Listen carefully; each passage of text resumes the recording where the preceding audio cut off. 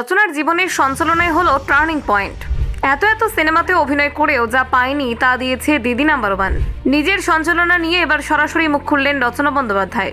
দিদি নাম্বার ওয়ানই বাংলার প্রত্যেকটা ঘরে পৌঁছালো রচনার উপস্থিতি। ছেলে বড় হওয়ার পর ধীরে ধীরে কাজে ফিরলেন রচনা। দর্শক লাভ পেলেন প্রিয় সঞ্চালিকা। জানেন রচনার জীবনের সঞ্চালনা কিভাবে তার পরিচিতি বাড়ালো? দেখুন, রচনা বন্দ্যোপাধ্যায় বাংলা ছবির অন্যতম সফল নায়িকা হিসেবে পরিচিত। তবে তিনি কখনো নিজেকে শুধু বাংলা চলচ্চিত্রের সীমায় আবদ্ধ রাখেননি। ওড়িয়া ইন্ডাস্ট্রির জনপ্রিয় অভিনেত্রী হিসেবেও সমানভাবে পরিচিত তিনি। বলিউডেও তার উপস্থিতি চোখে পড়ার মতো। অমিতাভ বচ্চন থেকে শুরু করে মিঠুন চক্রবর্তী, প্রসেনজিৎ চট্টোপাধ্যায়দের মতো তাবর নায়কদের বিপরীতে দেখা গেছে তাকে। অভিনয়ের পাশাপাশি রচনা বন্দ্যোপাধ্যায়ের ক্যারিয়ারে সঞ্চালনার ক্ষেত্রেও গুরুত্বপূর্ণ মাইলফলক রয়েছে। দিদি নাম্বার ওয়ান অনুষ্ঠানের মাধ্যমে তিনি নতুনভাবে নিজের উপস্থিতি জানান। এই শোয়ের হাত ধরে বাংলার প্রত্যেকটা ঘরে ঘরে পৌঁছে গিয়েছেন রচনা। এটি বাস্তবিকভাবে তার দ্বিতীয় ইনিংস। রচনা একটি সাক্ষাৎকারে শেয়ার করেছেন, প্রথমে মানুষ তাকে শুধুমাত্র নায়িকা হিসেবে চিনতেন, শুধু ছবি করেছেন তিনি। তবে সময় সিনেমার পর্দাতে সীমাবদ্ধ ছিল। দিদি নাম্বার ওয়ান তার ক্যারিয়ারে একটি টার্নিং পয়েন্ট হয়ে ওঠে। শোটি তাকে সেই মানুষদের কাছে পৌঁছে দিয়েছে যারা সিনেমা হলে যাওয়ার সুযোগ নেই, যার বাড়িতে বসে টিভি দেখেন, যাদের কাছে খুব সহজে পৌঁছেছেন রচনা বন্দ্যোপাধ্যায়। এইভাবেই শোটি সাধারণ মানুষের কাছে জনপ্রিয় হয়ে ওঠে। রচনা বলেন, শোটি মেয়েদের বাড়ির বাইরে বের হয়ে নিজের মনের কথা প্রকাশ করার সুযোগ দিয়েছে। এটি রাতারাতি শোটি জনপ্রিয় করার এক বড় উদাহরণ।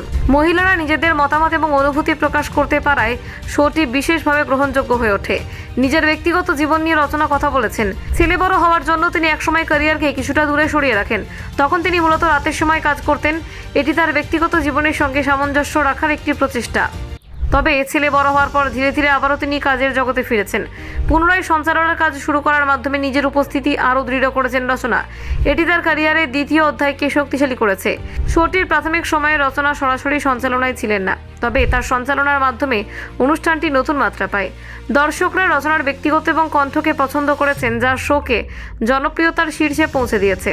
মধ্যবর্তী সময়ে তিনি কিছুদিনের বিরতি নিয়েছিলেন, তবে দর্শকদের চাপে এবং অনুরোধে আবারও শোতে ফিরে আসেন। এই প্রত্যাবর্তন তার জনপ্রিয়তা বাড়িয়েছে। রচনার উপস্থিতি শুধু অনুষ্ঠানকে আলাদা মাত্রা দেয়নি, বরং দর্শকদের সঙ্গে শোয়ের সংযোগকে আরও ঘনিষ্ঠ করেছে। তার কৌশল এবং আন্তরিকতা অনুষ্ঠানের সাফল্যের অন্যতম কারণ। শোয়ের জনপ্রিয়তা বৃদ্ধিতে তার বৈচিত্র্যময় সঞ্চালন এবং গুরুত্বপূর্ণ ভূমিকা রেখেছে। দর্শকরা কেবল বিনোদন পাননি, বরং শোটি তাদের জীবনের বিভিন্ন অভিজ্ঞতার সঙ্গে সংযুক্ত। রচনা বন্দ্যোপাধ্যায়ের ক্যারিয়ার তাই কেবল চলচ্চিত্র জীবনে সীমাবদ্ধ নয়, অভিনয় ও সঞ্চালনার সংমিশ্রণে তিনি একটি নতুন পরিচয় তৈরি করেছেন। তার কৌশল, ব্যক্তিত্ব এবং জনপ্রিয়তা বাংলা বিনোদন জগতে বিশেষভাবে প্রভাব ফেলেছে। রচনা বন্দ্যোপাধ্যায়ের দ্বিতীয় ইনিংস দিদি নাম্বার ওয়ান শুধুমাত্র একটি শো নয়, এটি তার ক্যারিয়ারের নতুন অধ্যায় এবং বাংলার দর্শকদের সঙ্গে আরও গভীর সংযোগের মাধ্যমে হিসেবে প্রতিষ্ঠিত হয়েছে। ব্যুরো রিপোর্ট, নির্ভীক বার্তা।